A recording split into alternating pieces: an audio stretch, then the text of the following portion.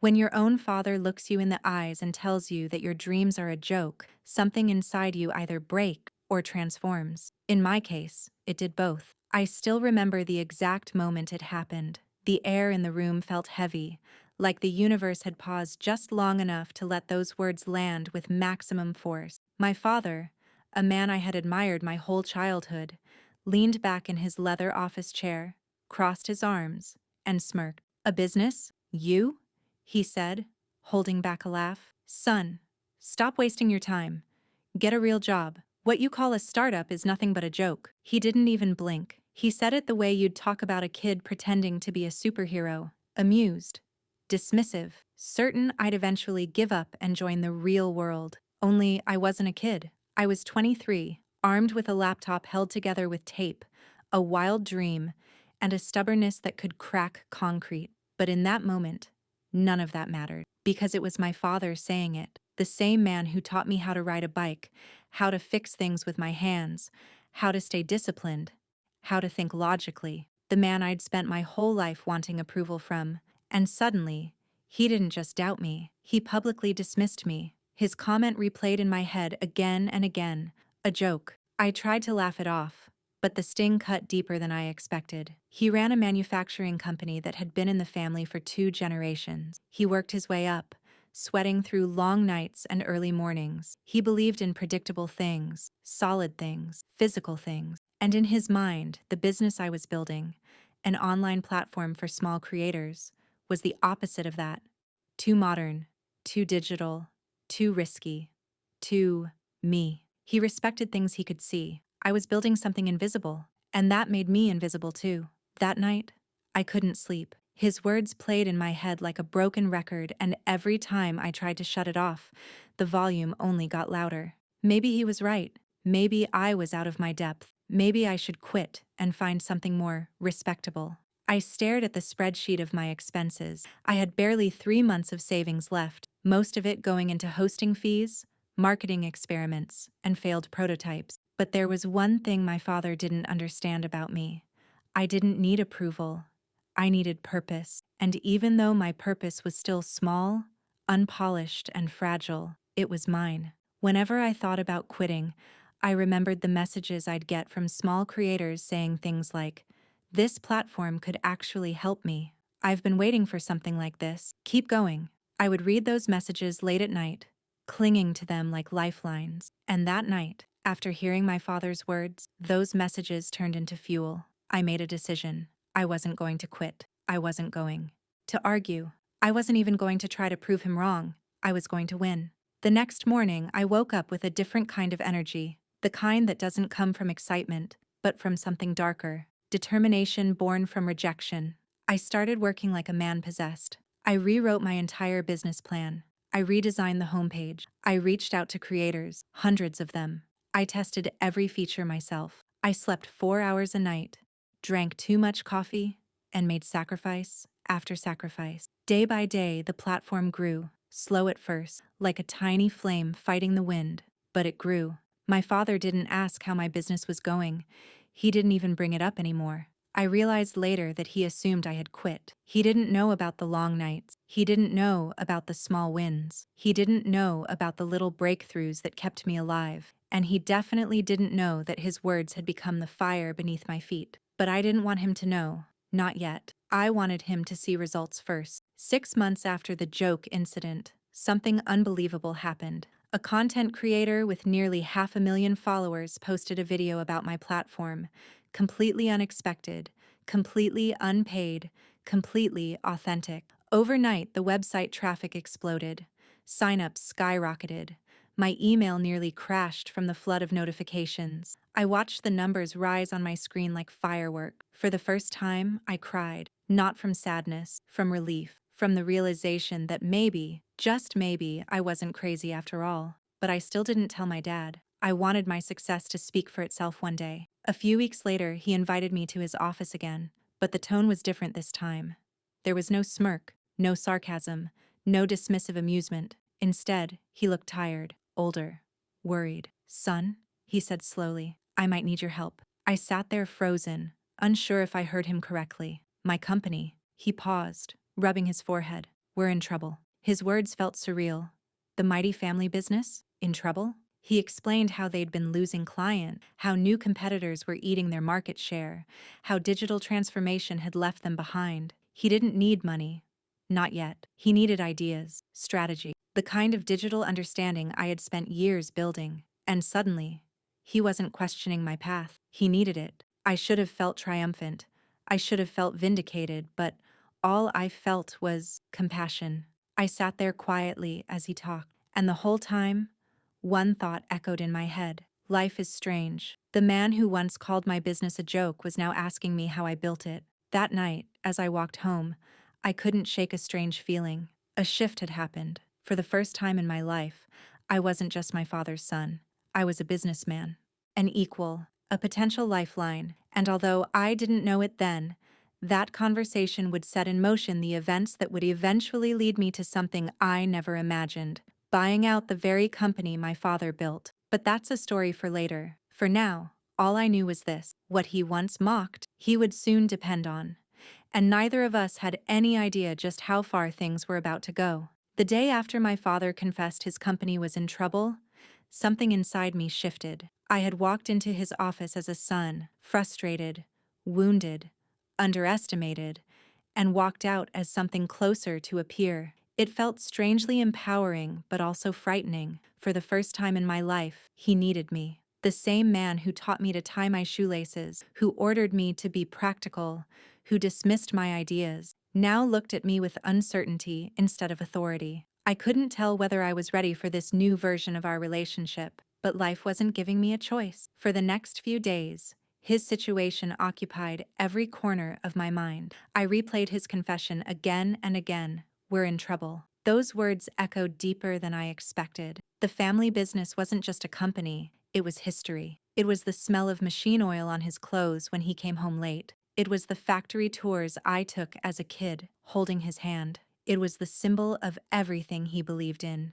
And now, it was failing. As much as our relationship was strained, I didn't want to see him lose everything he built. Still, helping him wasn't simple. Part of me was tempted to ignore the situation, to let him figure it out the same way he left me to figure out my own business. But another part of me, the part shaped by years of wanting his approval, wanted to step in. Not out of obligation, but out of something deeper, the desire to rewrite our story. Maybe if I helped him, we could fix more than the company. Maybe we could fix us. Or maybe I was being naive. I wasn't sure yet. I finally decided to visit the factory after nearly 2 years away. As I drove up to the gates, I felt a strange mix of nostalgia and dread. The place looked the same. The old brick walls, the faded company logo, the constant hum of machinery, but something felt off. The parking lot was half empty. A few broken lights flickered. Even the air felt heavier, like the whole place was holding its breath. I could feel the weight of decline pressing against me before I even stepped inside. Inside, the atmosphere was even worse. The workers moved slowly, not out of laziness, but out of fear. Fear of layoffs, fear of shutdowns, fear of an uncertain future. Machines that used to run constantly were silent. Storage racks that once overflowed were half empty. The production floor felt like a battlefield after a war. Everything technically still standing, but nothing truly alive. My heart sank. I had underestimated how bad things really were. My father found me walking through the main production hall. He looked smaller than I remembered, shoulders slumped, eyes tired, the weight of stress pulling him down. When he saw me, he forced a smile, but it didn't reach his eyes. "I'm glad you came," he said quietly. It was the softest tone I'd ever heard from him. Not commanding, not lecturing, just human. It almost broke me. I nodded and followed him to his office, which looked just as worn down as the factory. He handed me a stack of financial documents, expenses, contract, revenue report. The numbers told a story more brutal than any argument we'd ever had. Sales had dropped by 40% in a year. 2 major clients had moved to competitors offering cheaper, faster, digitally integrated services. Debt was piling up. Cash flow was suffocating. He was weeks away from making decisions no company ever wants to face: layoffs, closures, bankruptcy. I could feel the desperation between the lines. "Tell me what I'm doing wrong," he finally said. There it was, a sentence I never imagined hearing from him, The man who always had an answer for everything was asking me for guidance. For years, he'd dismissed my ideas as unrealistic fantasies, but now he was waiting for them like they were the last lifeline he had left. I sat quietly for a moment, processing the surreal shift in power. It didn't feel like revenge.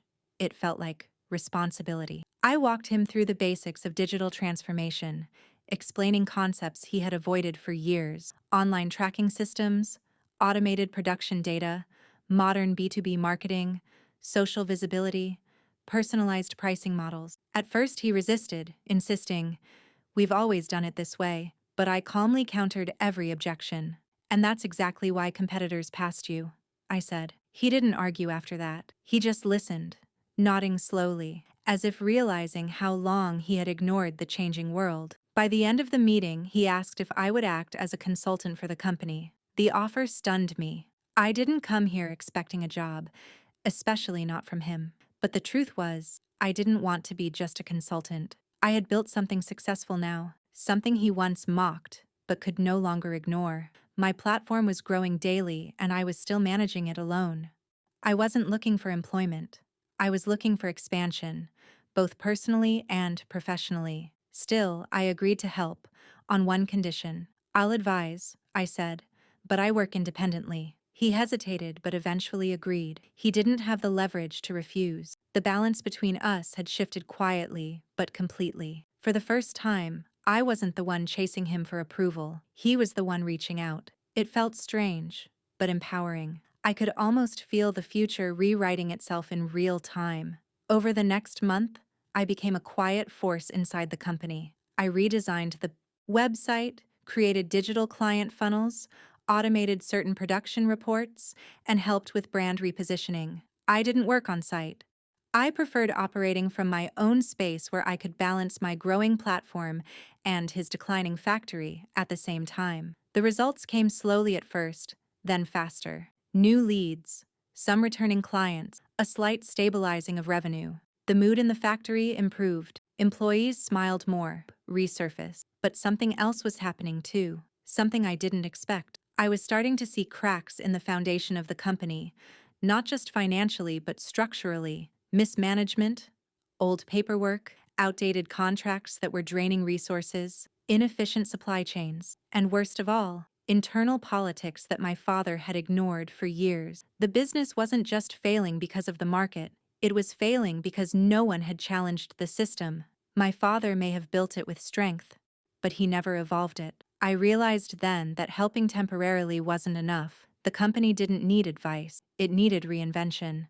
And that required leadership, the kind of leadership my father could no longer provide. Not because he wasn't smart or hardworking, but because the world had changed, and he hadn't changed with it. I, on the other hand, had built a business from scratch, in the very world that was destroying his. I understood the terrain he was blind to, and that's when the thought first crossed my mind. A quiet, dangerous, unbelievable thought. What if I wasn't just meant to rescue this company? What if I was meant to take it over? The idea made my heart speed up. It felt too bold, too ambitious, too impossible. But it also felt right, as if everything in my life, every rejection, every sleepless night, every insult, was leading to this moment. I didn't tell him about the thought, not yet. I needed more time, more knowledge, more leverage. But deep inside, a seed had been planted, a seed that would soon grow into a decision that would change both our lives forever. I would buy his company. He just didn't know it yet.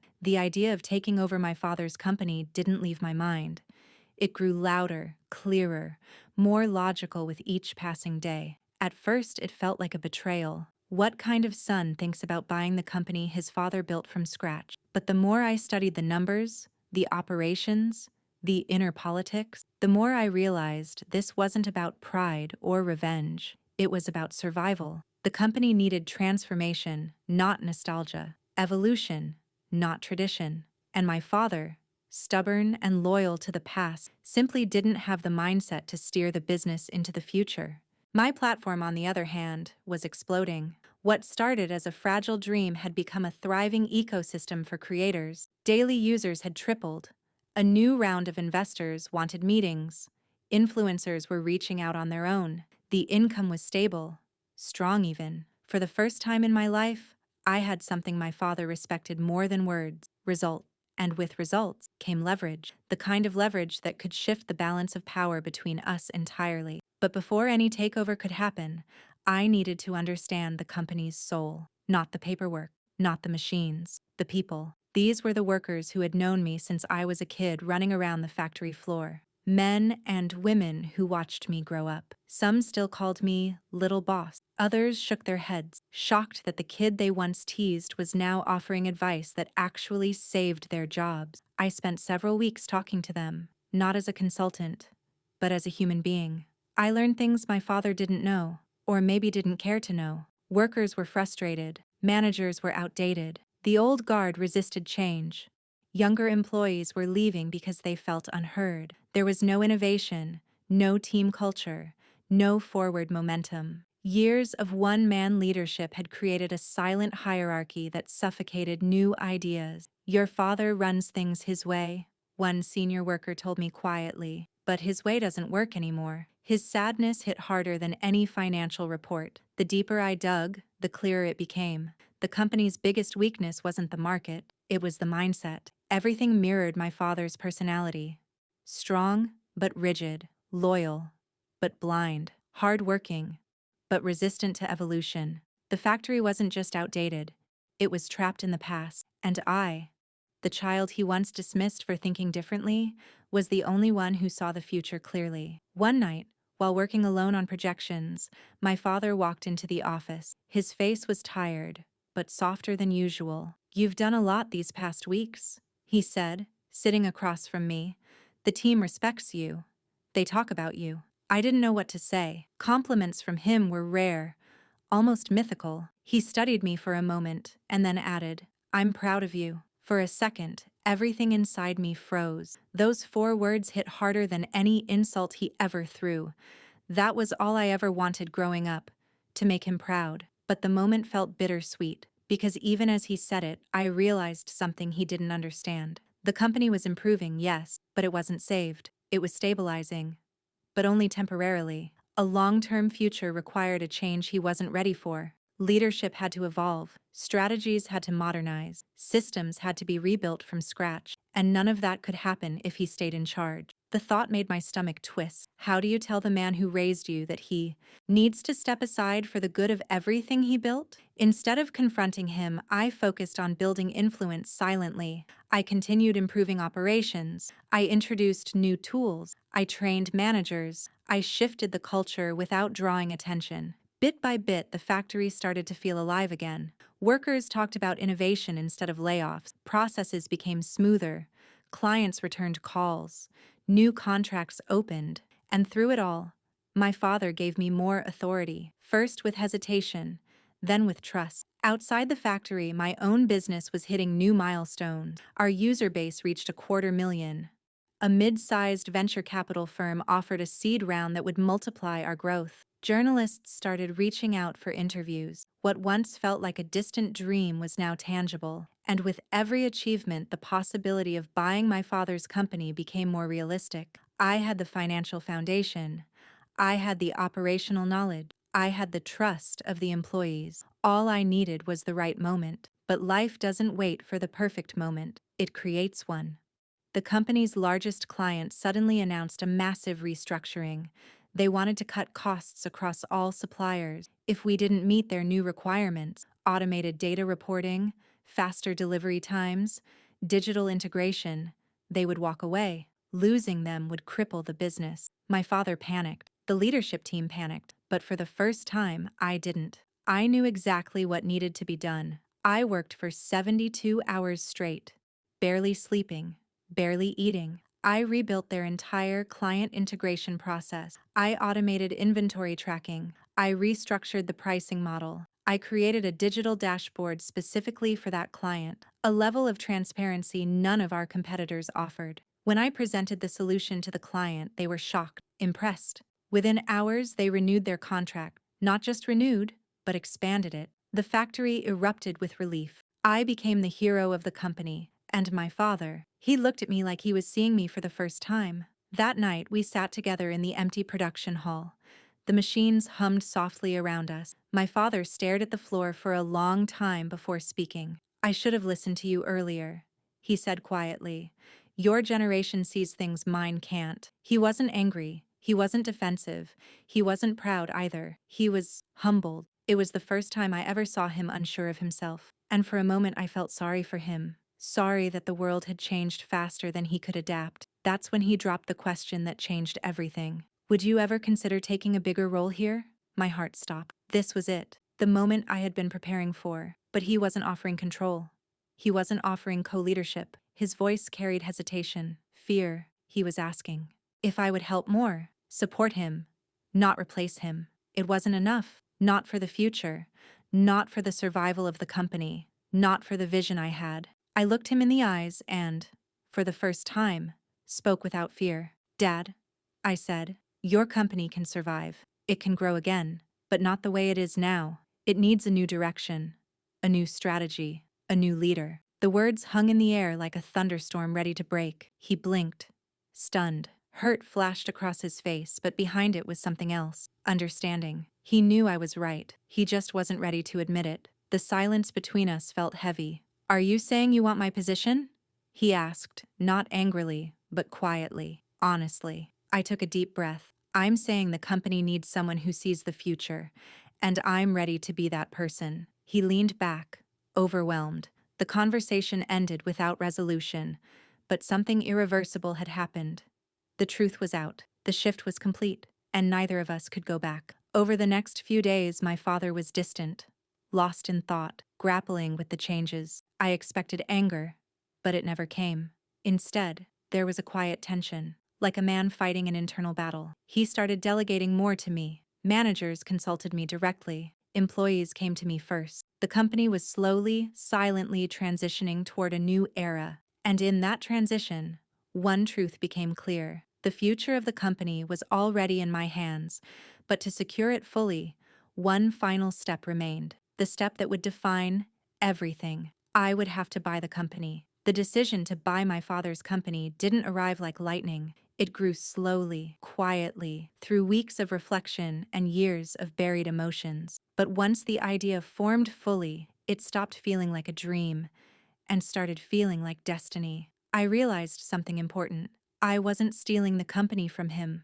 I was saving it, saving our employees, saving our family's legacy, and saving a business that still had the potential to become something extraordinary. For the first time in my life, I was ready to step into a future bigger than anything I had imagined. Before I made any move, I spent long nights analyzing every detail: finances, contract, asset, long-term projections. I talked to investors, advisors, even mentors from my own platform's network. Everyone told me the same thing. You're the only one who can turn that company around. They believed in me more than I believed in myself. Hearing their confidence made me realize just how much I'd grown since my father called my business a joke. I wasn't a kid seeking approval anymore. I was an entrepreneur with a vision, yet the emotional weight was heavier than any spreadsheet. This was my father's life's work. He poured every ounce of his energy into this company. The early mornings, the late night, the sacrifices nobody saw. The idea of taking it over felt almost cruel, but then again, so did letting it die simply because he couldn't let go. I kept imagining what the factory would look like shuttered, machines silent, workers unemployed, the building abandoned. It broke my heart. That image alone was enough to push me forward. Before making my offer, I spoke with the employees privately, not officially, just natural conversations during break, in hallways, on lunch hours. I tested the waters, asked hypothetical questions about leadership change, about modernization, about the future. Their responses were subtle but clear. They respected my father, yes, but they also feared stagnation. More importantly, they believed in me. That meant everything. A company isn't built by machines or numbers, it's built by people. And the people were ready for a new era. My father, meanwhile, remained distant, not angry, just deep in thought. He watched me more closely during meetings. He listened more carefully when I spoke. Sometimes I caught him staring at me with a strange expression, part pride, part sadness, part realization. He saw the changes happening inside the factory. He saw the shift in how the managers looked to me before him. He wasn't blind. He simply wasn't ready to face the truth. The company had outgrown him. One evening, when the office lights were dim and most workers had gone home, I found him sitting alone in the conference room. He looked older than I'd ever seen him, not physically, but emotionally, like a man carrying the weight of 2 generations on his shoulders. "Sit," he said quietly, motioning to the chair beside him. I sat, sensing something important was about to happen. For a moment, neither of us spoke. Finally, he broke the silence. "You're doing good work," he said. "Better than I expected. Better than anyone expected." He paused, choosing his words carefully. "I know the company is changing. And I know you're the reason it's still standing." Hearing that from him felt surreal. 2 years ago, he mocked my ideas. Now he was acknowledging that I had saved his legacy. But the weight of his voice hinted at something deeper, something I wasn't ready for yet. "I'm not the man I used to be," he continued. "The world moved faster than I could." His voice cracked slightly, the sound of humility from a man who rarely showed weakness. "I don't know if I can keep leading this place." He didn't say it directly, but he didn't need to. His words confirmed what I had known for months. He was ready to step down. Not force, not push, ready. And that changed everything. The next morning, I scheduled a formal meeting with him. No emotions this time. No hesitation, just the truth. I sat across from him at his desk, the same desk where he once told me my business was a joke. Now, the roles were reversed. "Dad," I said calmly, "I want to buy the company." He didn't react at first. No anger, no shock, just silence, as if he had been expecting those words. He leaned back in his chair, staring at the ceiling for a moment. Then he whispered, "How long have you been thinking about this?" I didn't lie. "A while." He nodded slowly. "And you think you can run it better than me?" For the first time in this entire journey, I answered without doubt. I said, "I do." His eyes softened, not offended but moved by my honesty. He exhaled, long and heavy. "Then let's talk numbers." We spent hours discussing the valuation. I offered a fair, respectful amount, one that honored his years of effort but also reflected the company's true financial state. There were moments of tension, moments of silence, moments where both of us felt the emotional weight of turning a family business into a business transaction. But through it all, there was mutual respect. Eventually, we reached an agreement. He signed the papers with trembling hands, not from regret, but from the weight of closing one chapter and opening another. When the deal was done, he didn't speak for a long time. Finally, he looked at me, really looked at me, with eyes full of something I had never seen before. Not authority, not disappointment, not fear, pride, true, unfiltered pride. "You're not a joke," he said softly. "You never were." He pulled me into a hug, the kind of hug he hadn't given me since I was a child. And in that moment, everything between us healed. The news spread through the factory like wildfire. Some workers cried, some cheered, some were simply stunned. But all of them understood something important had happened. A new era had begun. My era. I held a meeting with every employee, standing where my father once stood. I promised transparency, innovation, opportunity, and growth. Not just for the company, for everyone who helped build it. The applause that filled the room wasn't for a boss, it was for a leader. And for the first time, I truly felt like one. In the following months, everything transformed. We upgraded machinery, restructured departments, redesigned workflows, and created a culture of collaboration instead of hierarchy. The company became faster, more modern, more adaptable. New clients poured in. Old clients returned. The factory buzzed with energy, innovation, and hope. My father visited occasionally, watching quietly from the sidelines, now freed from the stress he had carried for decades. He wasn't jealous, he was proud. Of the company, of the workers, and of me. One afternoon, he stood beside me on the balcony overlooking the production floor. "You did it," he said, his voice filled with awe. "You turned it around." I smiled, shaking my head. "No," I replied. "We did." He placed a hand on my shoulder. "No, son. You built something I never could." There was no sadness in his voice, only peace. Standing there, I realized something profound. His doubt was never my weakness, it was my fuel. His criticism shaped my resilience. His rejection shaped my hunger. And the moment he called my business a joke, was the moment I learned to take myself seriously. Today, I didn't just own his company, I owned my story, my future, my voice.